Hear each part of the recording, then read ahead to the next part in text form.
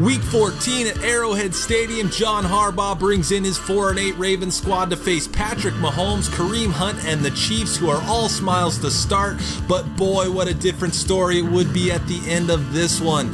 Chiefs opening drive, Mahomes play fakes and finds a wide open Travis Kelce into Ravens territory for 23 yards. Then next play, the give goes to Kareem Hunt, who has a big hole up the middle, picking up 13 more. And after a false start makes it 1st and 15, Mahomes looks to throw and drops one into Sammy Watkins for the 25-yard score. And after 5 touchdown passes last week, Mahomes adds another here as the Chiefs make it 7-0. Chiefs defense holds, forcing a Ravens punt where Tyreek Hill lets it hit him in the head to distract the Ravens special teams unit, spins away from one tackler before juking the punter, bringing it back 34 yards on the return. Then on the first play of the drive, it's back to Kareem Hunt, who takes it up the middle and pinballs his way to 14 yards.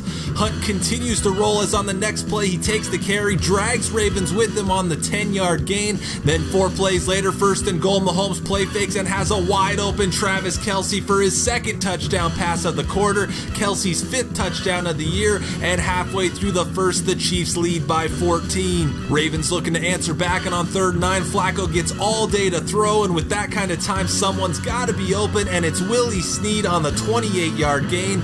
But then 3 plays later, 3rd and 7, and Flacco dumps it short to Javaris Allen, who picks up 4, but it brings up 4th down, where John Harbaugh sends out Zane Gonzalez for the 59-yard attempt, and it's not even close, so the ball goes right back to the Chiefs at midfield. And on the first play, Mahomes back to work, play faking, standing in, and delivering to Tyreek Hill for the 21-yard gain and 1st down. Then on 3rd and 4, Mahomes looks deep, then looks short and hits Kareem Hunt for the 1st down and a gain of 5. And 2 plays later, it's the Mahomes-Kelce connection one more time as he fits it in for the 13-yard score, and the Chiefs are all over the Ravens 21-0. Ensuing drive, 3rd and 17 for Baltimore, and it just keeps getting worse as Flacco throws it right to Steven Nelson for the interception. Chiefs would fail to capitalize, but later in the 2nd and back with the ball, Mahomes looking to throw and finds Tyreek Hill over the middle, who takes it for the 16-yard catch and run. Chiefs at midfield now, and the toss goes to Kareem Hunt, who breaks a tackle in the backfield, gets the first before he's hit and fumbles, but Jordan Devey is there to plop on it, so the drive continues. And on 3rd and 15, the drive stays alive again as Mahomes hits Chris Conley for the 17-yard gain. Then 2 plays later, Mahomes goes short to Demetrius Harris, who has a bunch of room to run but appears to be sniped in the leg as he carries it inside the 10. 2 plays later, it's Mahomes to Kelce for a 3rd time in the half as the Chiefs head into the break with a 28-0 lead. But there's a reason why they play 4 quarters in the NFL, and on the first play of the 2nd half, after gaining just 82 yards in the first 2 quarters, Flacco hits Michael Crabtree, who breaks a pair of tackles and takes this one 73 yards to the house and makes it 28-7 just 14 seconds into the 3rd. Ravens get a stop and get the ball right back, and Flacco play fakes and finds John Brown for the diving 18-yard catch to start the drive. Then 4 plays later, Flacco on the play fake again, defenders at his feet, but throws a dart to Michael Crabtree for the 21-yard catch into Chiefs territory. And on 3rd and 8, Flacco goes deep for Michael Crabtree, who makes the catch under the Chiefs defender, going for the pick, and the 34-yard score cuts the Chiefs lead in half just over 8 minutes into the 3rd. And then on the very next play, Kareem Hunt takes the carry, gets hit and fumbles. Terrell Suggs picks it up and brings it back 29 yards for the score, and just like that, 2 touchdowns in 11 seconds, and the Chiefs' 28-point lead is down to 7. Later in the 3rd, and more trouble for the Chiefs as they decide to not even block Michael Pierce, who gets the instant sack of Mahomes to kill the Kansas City drive. Or does it? Chiefs finally able to get something positive as on 3rd and 17, Mahomes drops an absolute dime to a diving Sammy Watkins on the 39-yard catch to put them in Baltimore territory. But after a holding on 2nd down results in 2nd and 19, Chiefs somehow get Sammy Watkins matched up with Terrell Suggs, but Mahomes' throw ends up way behind Watkins, allowing Suggs to make a play. Then on 3rd down, Chiefs just trying to get in field goal range, but Mahomes goes short to Kelce, who's immediately tackled, and the Chiefs would have to punt. Following the punt, Flacco looking to throw and finds Willie Snead on the out route for 18 yards and a first down. Then on the next play, Flacco throwing again, and Michael Crabtree goes over 200 yards receiving in the game with a 20-yard catch. Next play, and the Ravens continue to roll as Flacco hits tight end Hayden Hurst over the middle for 21 more. But then on the next play, Flacco throws to Hurst again on the crosser, who bowls forward for 13 more and another first down, but holding on the play brings it back, making it 1st and 20. And then on 3rd and 17, Flacco gets great protection, which allows him to find Michael Crabtree right at the marker for the first down as the Chiefs continue to unravel. But on the next play, Flacco looks to throw, goes to the end zone, and Steven Nelson picks it off for the second time, gets tackled for what looks like a touchback, but is marked down at the 1. Then on 3rd down for the Chiefs, Mahomes makes a critical mistake, throwing right into double coverage. Eric Weddle picks it off, bringing it back inside the 5 as the Chiefs give it right back to the Ravens. And on 3rd and goal, Flacco flushed to his left, but finds a wide open John Brown for the 5-yard score, and the comeback is complete as the Ravens tie things up at 28. So the focus shifts back to Mahomes and the Chiefs, where on the first play of the drive, Mahomes play fakes and drops one into Tyreek Hill for 19 yards and a first down. Then on the next play, the give goes to Kareem Hunt, who picks up 11 into Baltimore territory for another Chiefs first down. And on 2nd and 7, it's Hunt again as he takes the inside handoff for 10 more yards to the Ravens 28. 2 plays later, 2nd and 12, Mahomes looking to throw, can't find anything as he escapes the pocket to his left and dumps off to Kareem Hunt for 7 yards as he's knocked out of bounds, which brings up 3rd and 5, where Mahomes throws to Sammy Watkins on the crosser, but he doesn't get forward and he's marked just shy, bringing up 4th and inches. And the Chiefs, feeling the pressure, decide to go for it and give to Kareem Hunt, who just barely gets the first. 2nd and goal, and out of the 2-minute warning, the give goes to Hunt again, but he only gets 1 yard on the play. But the Ravens let the clock run all the way down to 1:17, where on 3rd and goal, Mahomes looks to throw and fits one into Travis Kelce for his 5th touchdown pass, and Kelce's 4th of the game as the Chiefs take a 35-28 lead with 1:13 to go. But on the second play for the Ravens, Joe Flacco has all day to throw before he finally goes deep to Hayden Hurst, whose man covering him jogs downfield, somehow out of stamina, and it's a 50-yard catch. Ravens refuse to use a timeout, hurrying things up. Flacco looks to throw, and it's nearly picked off by Anthony Hitchens. Then on 2nd down, Flacco looking to throw again, goes to the end zone, but everybody is lost and it falls incomplete. That brings up 3rd down, where Flacco looks to throw again, gets good protection but nowhere to go, and Justin Houston gets him for the sack. Ravens again refuse to call timeout, hurry everybody back to the line, and on 4th and 15, Flacco goes down the seam to Willie Snead for the 26-yard catch to the 1. Ravens call timeout with 8 seconds to go, where Flacco hits a wide open Jordan Lasley, and the Ravens come back and are able to send this one to overtime. Ravens win the toss, so they get the ball first, and on 2nd and 8, Flacco stands in and finds a diving Willie Snead for the 14-yard gain. 2 plays later, 2nd and 10, and it's Flacco finding John Brown for the 23-yard gain into Chiefs territory. But on 2nd and 10, a false start on Hayden Hurst makes it 2nd and 15, where the give goes to Alex Collins, who bounces around, goes down, gets back up, and picks up 1, but holding is going to push them back to 2nd and 25. And on 3rd and 24, Flacco play fakes and goes deep for Chris Moore, but Steven Nelson drops the pick, so the Ravens are forced to punt, which brings in Sam Koch, who hits the kick towards the sideline and well out of bounds, and this punt would be marked out inside the 1. And on 3rd and 9 from the 2, Mahomes throws to Sammy Watkins, but Eric Weddle, patrolling the middle with no regard for human physical capabilities, picks it off,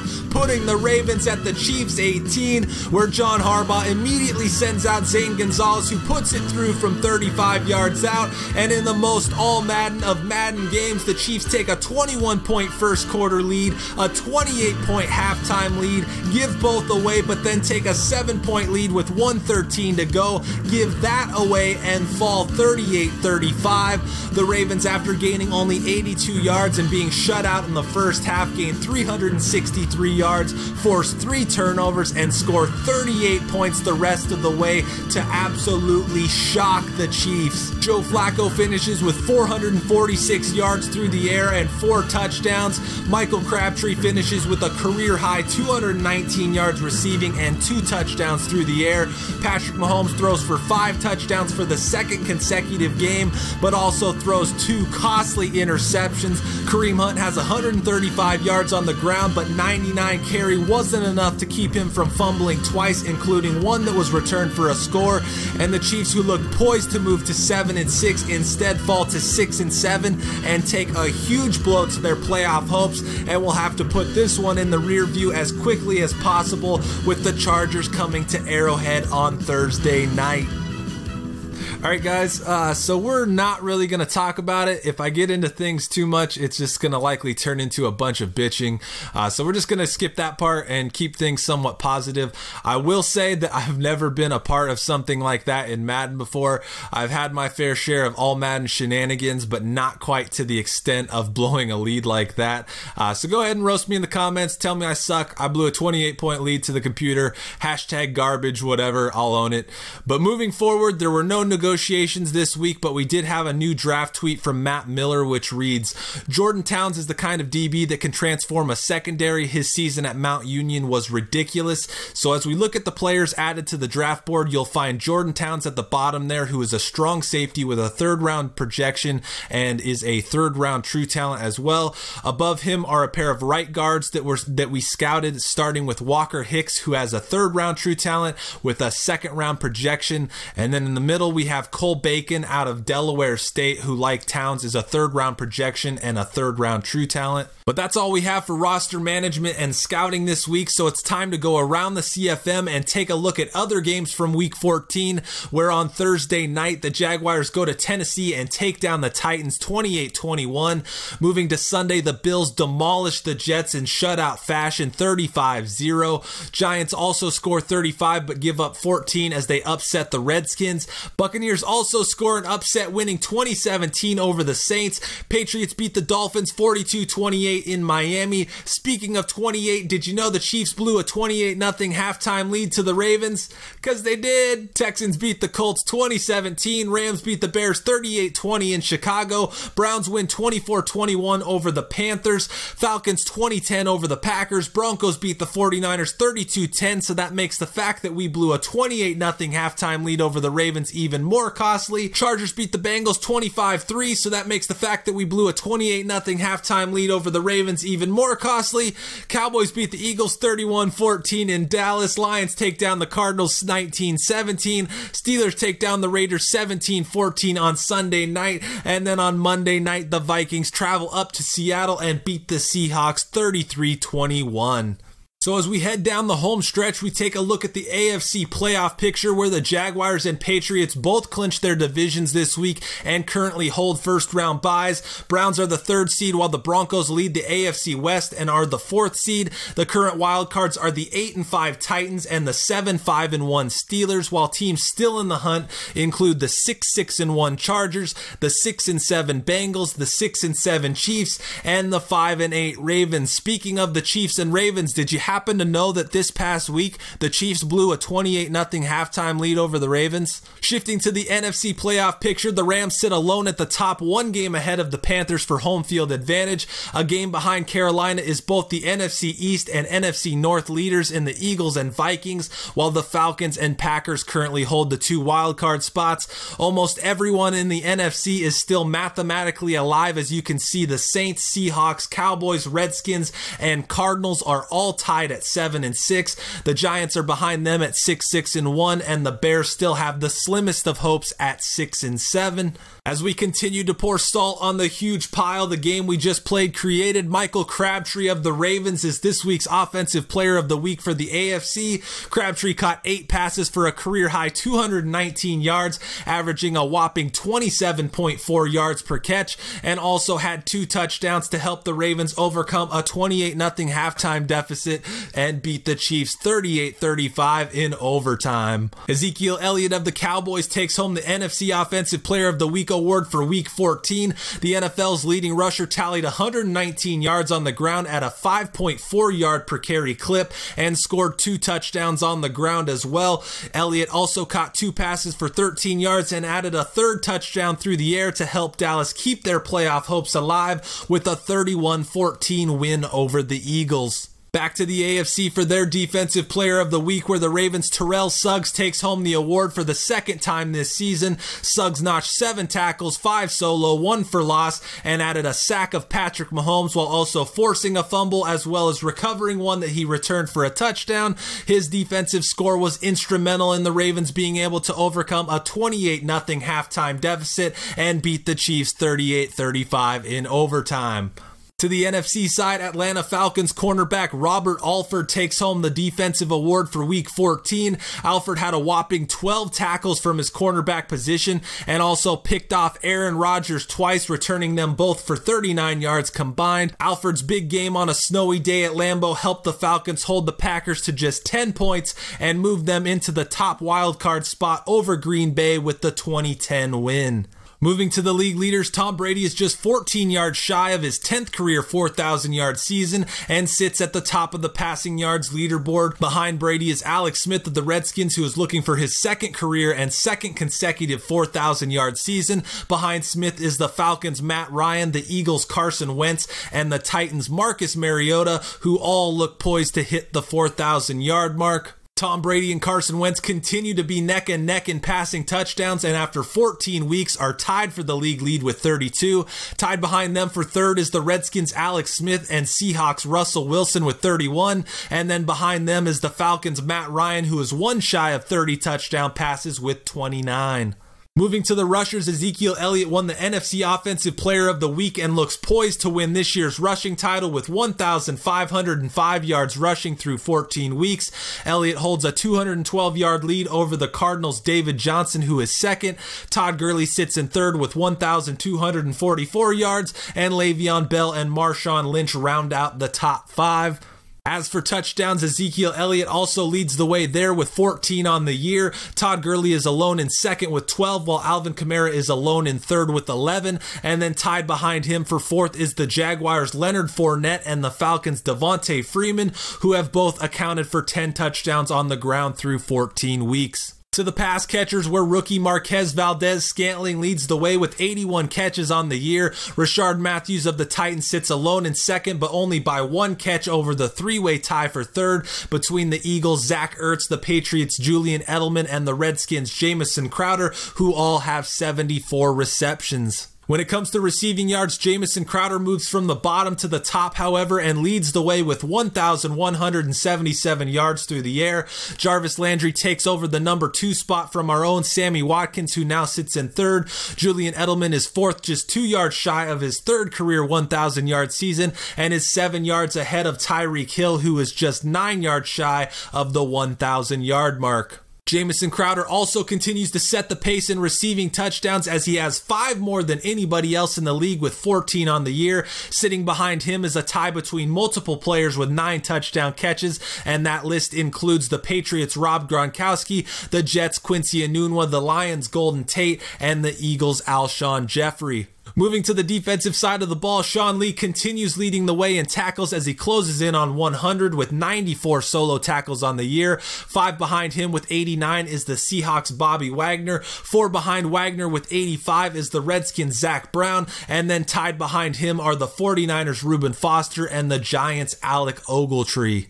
Von Miller had 3 sacks in the Broncos' 32-10 win over the 49ers and takes the top spot from Khalil Mack and now has 15.5 sacks on the year. Mack is 2.5 behind him with 13, and then tied for third with 11.5 sacks is our own Justin Houston and last year's sack leader Chandler Jones. And then rounding out the group is Jones's Cardinal teammate Robert Kimdiche, who has 11 sacks on the year. John Johnson of the Rams sits at the top of the interception leaderboard as the only player with 6 on the year. Similar to receiving touchdowns, behind him is a tie of multiple players for second, and that list includes the Dolphins' Bobby McCain, the Browns' Derek Kindred, the Panthers' James Bradbury, and the Chargers' Casey Hayward Jr., who we'll be seeing this week, all of which have 5 interceptions on the year. Looking forward to the Week 15 schedule, we kick things off on Thursday night against the Chargers in a do-or-die game for our playoff hopes, but moving to Saturday, which features a pair of games as the Broncos host the Browns and the Jets host the Texans. Then we move to Sunday, where the Bears look to keep their extremely slim playoff hopes alive at home against the Packers. Lions travel to Buffalo, Tampa Bay at Baltimore. Arizona heads to Atlanta in what likely amounts to a must-win for them. Oakland at Cincinnati, Titans at Giants, Dolphins at Vikings, Redskins travel to Jacksonville, who looks to clinch home field with a win, Cowboys at Colts, Seahawks at 49ers as they meet for the second time in 3 weeks, Patriots travel to Pittsburgh. Then on Sunday night, the NFC's top seed in the Rams host the Eagles, who need a win to stay in contention for a first-round bye, and then on Monday night, the Saints also find themselves in a must-win as they travel to Carolina to take on the division-leading Panthers. Alright guys, so that does it for Week 14. Obviously a rough game and experience this week, but to be honest, making this videos makes something like that far more tolerable in being able to turn it into something that's at least hopefully entertaining. But we're putting it behind us and moving on to next week, where we get the Chargers on Thursday night. The Chargers beat us in the season opener 31-14, so looking to avenge that loss and keep the playoff hopes alive. But hopefully you guys enjoyed the highlights, commentary, and news from around my CFM. Join me next video for highlights from the Chargers game and more around the league news as we close in on the end of our first season. But until then, thanks for watching.